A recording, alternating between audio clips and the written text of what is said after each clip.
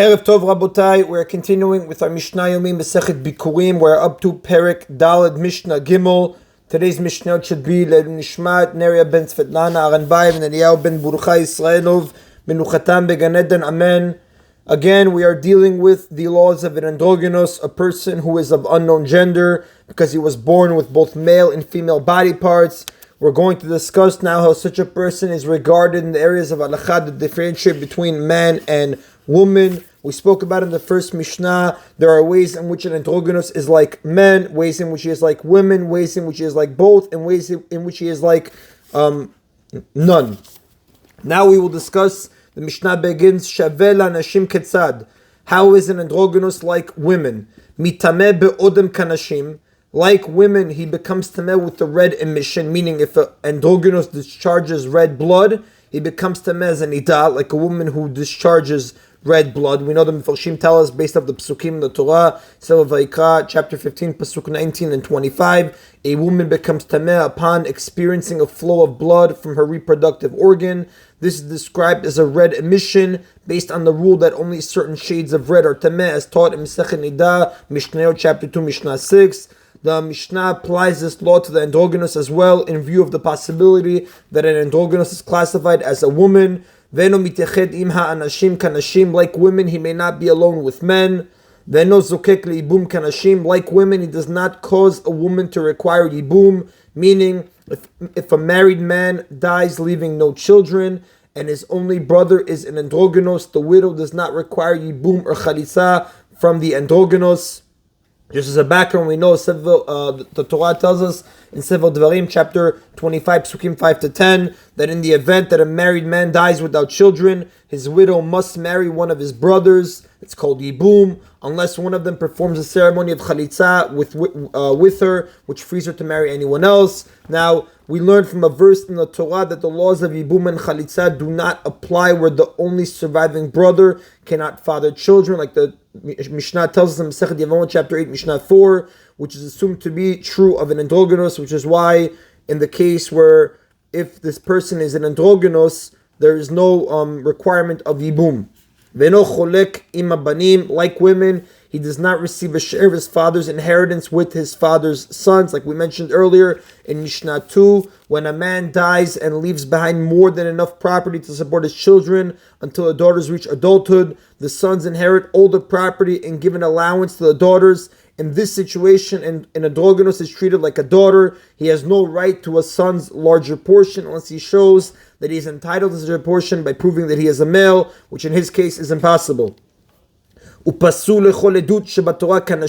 women, he is disqualified from all testimonies of the Torah, meaning an androgynous may not testify in all cases where the Torah requires a testimony of two men.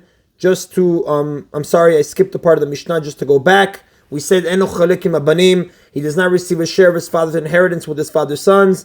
Ve'eno cholek bekodshei hamikdash kanashim. Like women, he does not receive a share of the holy foods of the temple of offerings when they are divided among male kohanim. We know some sacrificial portions like chatat and hasham are eaten only by male kohanim, and some sacrificial portions like the Pesach and most of the shelamim are eaten by the owner and his guests, even if they are not kohanim. However, there is a third group of sacrificial portions, such as the breast and thigh of a shelamim offering, which are distributed in the temple to male kohanim, but once a kohen receives his portion, he may share it with his wife and daughters. Now, although an androgynous may certainly eat these portions, regardless of whether he is a man or woman, the Torah requires them to be divided in the temple only among definite males and not an androgynous. Therefore, he will not receive a share of the holy foods of the temple when they are divided among male kohanim. Now, continuing, like we said, like women, he is disqualified from all testimonies of the Torah. The Mefarshim tell us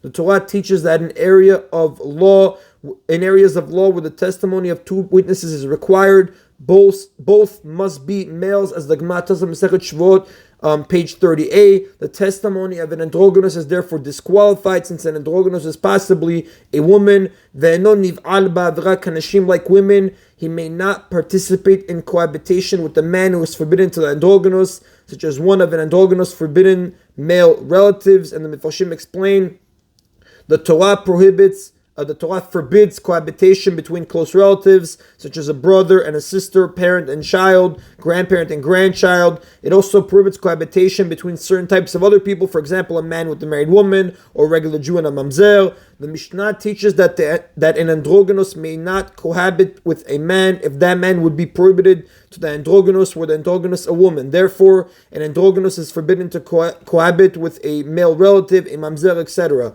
Now, given the possibility that an androgynous is a man, he is also forbidden to cohabit with the female relative or other forbidden women.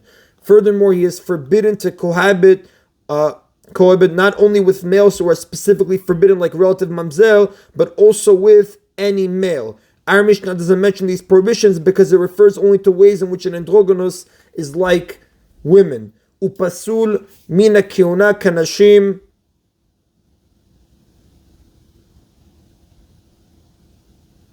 Upasul mina kiuna kanashim. And like women, if an androgynous who is a kohen cohabits with the forbidden male relative, he is disqualified from keuna, meaning he may not eat teruma. And Voshim explain, a kohenet who is the wife or daughter of a kohen, she has the right to eat teruma, but she loses that right if she cohabits with a man who is forbidden to her, like a close relative or mamzer. This law applies only to a kohenet, not to a male kohen.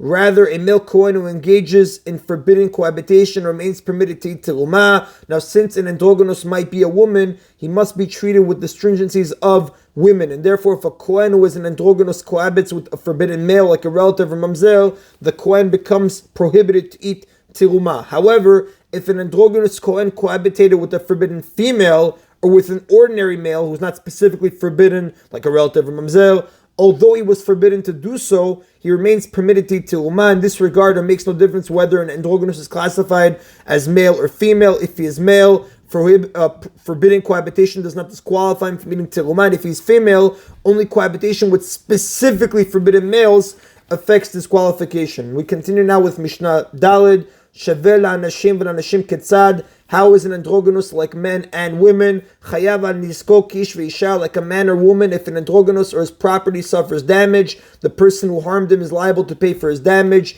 V'chayav b'chol hanizakin kish v'isha, like a man or woman, is liable to pay for all damages that he does. Someone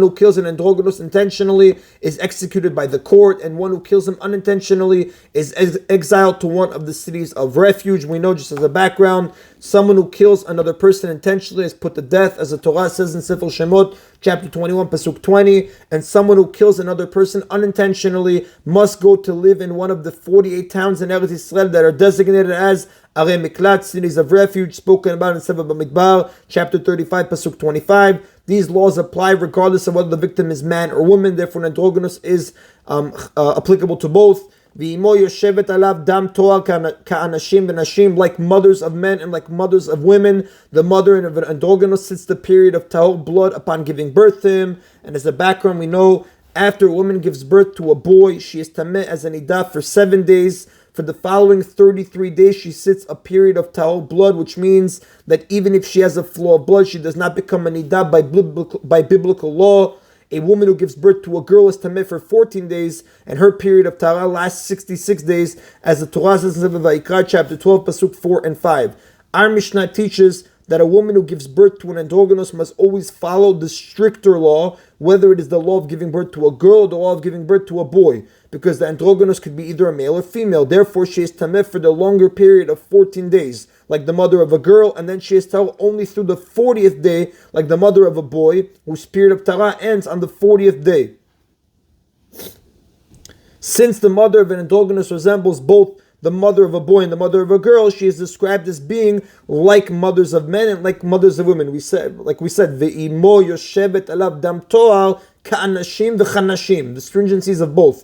Ka'anashim means her tahara period will last through the 40th day, and kanashim means she is tameh for the following 14 days after giving birth.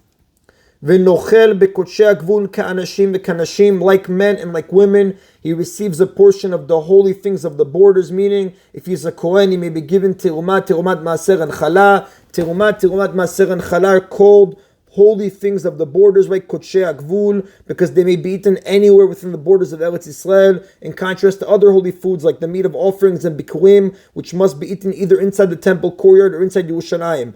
Our Mishnah teaches that Tirumat Maaser and Chala may be given to an androgynous who is a Kohen. It makes no difference whether an androgynous is a man or woman, because these items are given to both male and female Kohanim. Likewise, if Oshim add, Maaser Rishon may be given to an androgynous who is a Levi. The meat of offerings and Bikurim, however, are divided only among Kohanim or definite males and not androgynuses. And the Mishnah concludes, Va'omer hareini nazir shezeh ish ve'isha reze nazir. If someone sees an androgynous and says, I am a nazir, if this person is a man or a woman, it becomes a nazir, since one of these two options, either man or woman, is certainly true.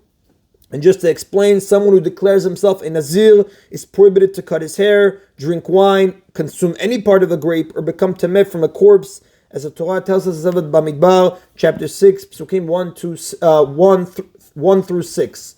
That is an abotai of today's Mishna Yomi. Baruch Adonai Leolam. Amen v'amen.